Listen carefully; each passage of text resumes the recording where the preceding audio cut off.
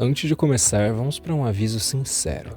Esse aqui não é um vídeo que vai agradar muita gente. Também não é conteúdo motivacional, estética de internet, nem o tradicionalismo gourmet. Aqui é uma outra proposta. A gente vai falar de um problema real, crescente, que está sendo muito ignorado.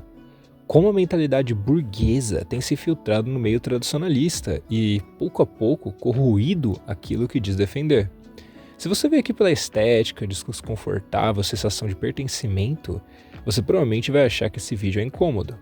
Mas se você realmente se importa com a tradição, com a igreja, com a verdade, mesmo quando ela é desconfortável, então fica comigo até o fim, porque essa conversa é necessária. Vamos começar com uma constatação incômoda, daquelas que ninguém gosta de ouvir, mas todo mundo reconhece quando para pensar. O tradicionalismo cresceu muito, e isso é bom. Mas cresceu rápido demais, sem filtro, e acabou atraindo exatamente o tipo de gente que a tradição sempre combateu: a burguesia com sede de espiritualismo.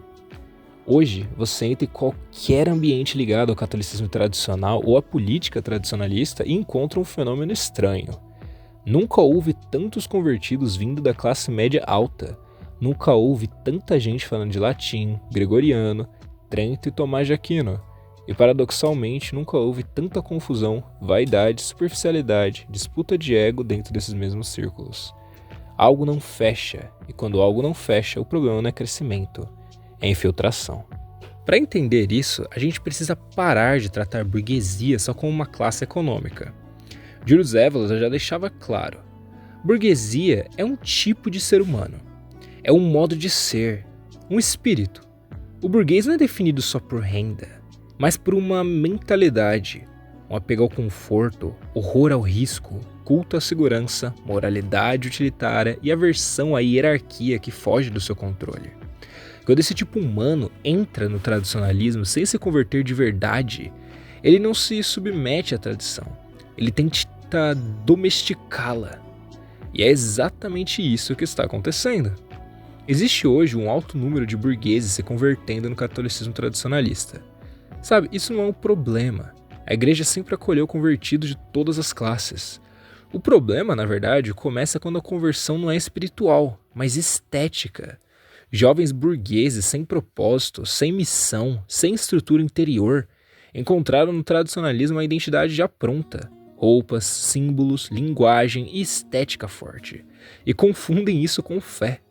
Trocam o vazio moderno por uma fantasia de Instagram, sem entender o sacrifício, a disciplina e a obediência que a tradição exige.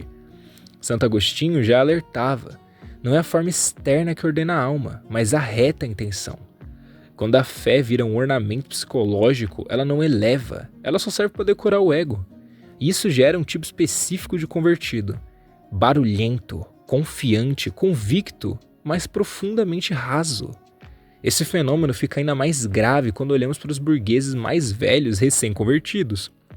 Homens que passaram a vida inteira imersos no liberalismo, no conforto e na mentalidade de gestor e que agora, depois de uns 3, 4 anos lendo resumos de livros difíceis, se sentem autorizados a lecionar acima da autoridade sacerdotal. Questionam padres, relativizam a hierarquia, tratam o magistério como uma opinião respeitável, mas colocam sua própria interpretação como critério final. Isso não é zelo doutrinal, isso é soberba. Santo Tomás de Aquino é claro: a ordem da igreja não é democrática nem meritocrática em um sentido modernista. Ela é hierárquica por instituição divina. O leigo não corrige um sacerdote por ter feito um curso online ou lido meia dúzia de PDFs. Quando isso acontece, não estamos diante de tradição viva, mas de protestantização disfarçada de tradicionalismo. E o mais irônico, esses mesmos burgueses hiperativos no discurso são absolutamente omissos no mundo real. Preferem se abster da política, se declarar acima das disputas, como se a omissão fosse virtude. Évola, um tradicionalista, desprezaria esse tipo humano. Para ele, a recusa em agir quando se tem meias não seria pureza, mas covardia espiritual. A tradição nunca foi neutra, seja no campo político ou religioso. Sempre se entendeu a política como um campo de batalha inevitável. A abstenção burguesa não preserva a igreja, na verdade a deixa indefesa. essa omissão costuma vir acompanhada de algo ainda mais perigoso: um analfabetismo teológico e geopolítico disfarçado de sabedoria. Frases vagas, citações fora de contexto, palavras difíceis jogadas como incenso intelectual. Pouco estudo, pouca leitura integral, nenhuma disciplina. E ainda assim, a convicção inabalável de quem acredita ter entendido tudo. Santo Agostinho chamaria isso de ignorância orgulhosa, o tipo mais resistente à conversão verdadeira. O cenário piora quando esse vazio vira um produto. Hoje, existe lucro com cursos, mentorias e formações paralelas que se colocam direta ou indiretamente acima da casta sacerdotal. Leigos ensinando doutrinas sem nenhum mandato, sem submissão e sem responsabilidade canônica. Isso não é tradição, isso é mercado religioso com estética. É exatamente o que os documentos do magistério sempre condenaram: a substituição da autoridade legítima pelo carisma auto-atribuído. Outro ponto sensível, e aqui é preciso ser extremamente claro, tá legal? É a deficiência teológica desses meios ao tratar o papel da mulher. O que se vê com frequência não é doutrina católica, mas machismo mal resolvido disfarçado de zelo moral. Santo Tomás, por exemplo, jamais tratou a mulher como um objeto inferior ou apenas um penduricalho do homem. Ele apenas tratou homens e mulheres segundo natureza, função e ordem. O burguês ressentido, por outro lado, projeta suas frustrações pessoais numa caricatura de tradição que não tem base teológica nem patrística.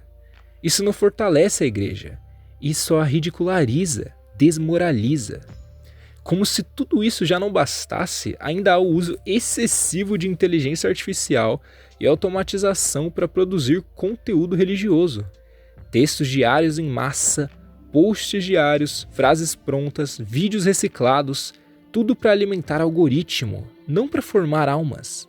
A tradição exige um estudo cuidadoso, uma leitura difícil, contemplação espiritual.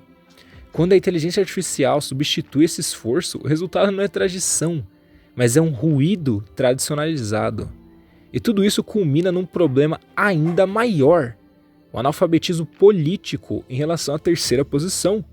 Muitos desses burgueses rejeitam qualquer alternativa que não seja liberalismo disfarçado ou abstencionismo elegante. Ignoram completamente a importância histórica da terceira posição como defesa da igreja, da ordem social e do remanescente tradicionalista contra o capitalismo dissolvente e o socialismo materialista.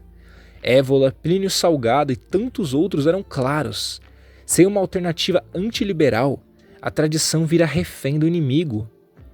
Por fim, há a síndrome do protagonismo. Todo burguês recém-convertido quer ser referência, formador, voz, líder, influenciador. Poucos querem ser discípulos. Poucos aceitam o silêncio, a obediência e o anonimato. Mas a tradição não é palco, é cadeia de transmissão. Quem quebra essa cadeia não é inovador, é o elo fraco. Santo Tomás de Aquino, Santo Agostinho e Évola convergem em um único ponto essencial: a tradição não sobrevive onde reina o ego. Ela exige hierarquia, sacrifício e verdade. Onde a burguesia infiltra sua mentalidade, a tradição é diluída, estetizada e, por fim, neutralizada. Mas esse vídeo não é um ponto final, é um aviso, porque nos próximos trabalhos a gente vai precisar falar com ainda mais clareza sobre quem são os inimigos dos tradicionalistas, como reconhecer falsos tradicionalistas, qual o papel real do laicato e porque sem ordem não existe restauração. Se você quer tradição de verdade, prepare-se, porque ela não é confortável e não foi feita para a burguesia.